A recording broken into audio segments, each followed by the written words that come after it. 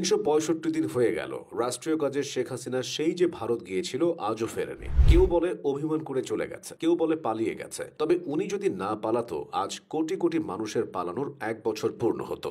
অনেকে আয়নাঘর থেকে বর্ষপূর্তি উদযাপন করত। এই দিন মমতাময়ী হাসিনা লক্ষ লক্ষ আন্দোলনকারীকে গণভবনে লাঞ্চ করিয়েছিলেন। তিনি নিজে থাকতে পারেননি, তবে আপ্যায়নের কোনো ত্রুটি ছিল না। খাওয়া দাওয়া শেষে উপহারও দিয়েছিলেন।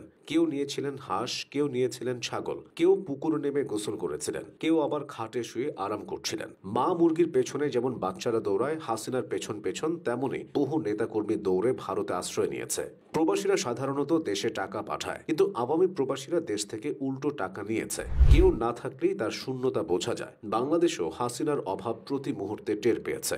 এই ১ বছরে কোনো রেসিপি আসেনি স্বজন হারানোর বেদনা। তবে তিনি ফিরবেন মানে চট করে ঢুকে পড়বেন। হাসিনা দিল্লি থেকে প্রথমে গোপালগঞ্জে নামবেন, এরপর বিশাল গাড়িবহর নিয়ে ঢাকার উদ্দেশ্যে রওনা দেবেন। ডক্টর ইউনুস ততক্ষণে আমেরিকাগামী বিমানে করে পালাবেন। আসিফ মাহমুদ এয়ারপোর্টে ধরা পড়বে। নাহিদ ইসলাম নিজ বাসা থেকে গ্রেফতার হবে। প্রেস সচিব শফিকুল আলমকে সীমান্ত থেকে পাকড়াও করবে জনতা। সোহরাওয়ার্দী উদ্যানে গণক্ষমা কর্মসূচির আয়োজন করা হবে। সেখানে জুলাই আন্দোলনকারীরা জড়ো হয়ে ক্ষমা চাইবে। গণভবনকে রাতারাতি বাসযোগ্য করে তোলা হবে। রাষ্ট্রপতি নিজে গণভবনে এসে প্রধানমন্ত্রী হিসেবে হাসিনাকে শপথ পড়াবেন। বাংলাদেশ তৃতীয়বারের মতো স্বাধীন হবে। অনলাইনে বীরত্বপূর্ণ ভূমিকা রাখার জন্য ধূপধাপ মজুমদারকে আইনমন্ত্রী করে আসিফ নজরুলকে জেলে পাঠানো হবে। সর্বকনিষ্ঠ মন্ত্রী হিসেবে শেখ হাসিনার নাতনি আমরিন খন্দকার সামন্তী শপথ পড়বেন। তাকে সংস্কৃতি বিষয়ক মন্ত্রণালয়ের দায়িত্ব দেওয়া হবে। সেই আগস্টের কথা নিশ্চয়ই মনে আছে। শেখ হাসিনার বিদায়ে গোটা দেশ মাসব্যাপী অঝরে কেঁদেছিল, এমনকি আকাশও কেঁদেছিল।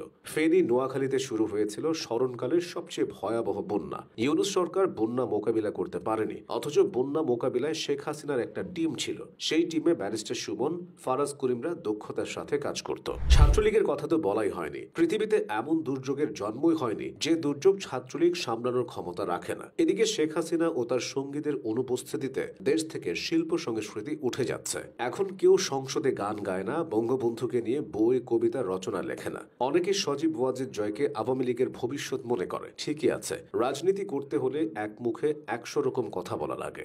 জয় এই কাজটা ঠিকই পারে। ৫ আগস্টের পর জয় প্রথমে বলেছে শেখ হাসিনা আর রাজনীতি করবেন না। এরপর বলেছে গণতান্ত্রিক পরিবেশ ফিরলে শেখ হাসিনা দেশে আসবেন। তারপর বলেছে শেখ হাসিনা পদত্যাগ করেননি, তিনি এখনো বাংলাদেশের প্রধানমন্ত্রী। ওই সময় জয়ের চোখ লাল থাকতো।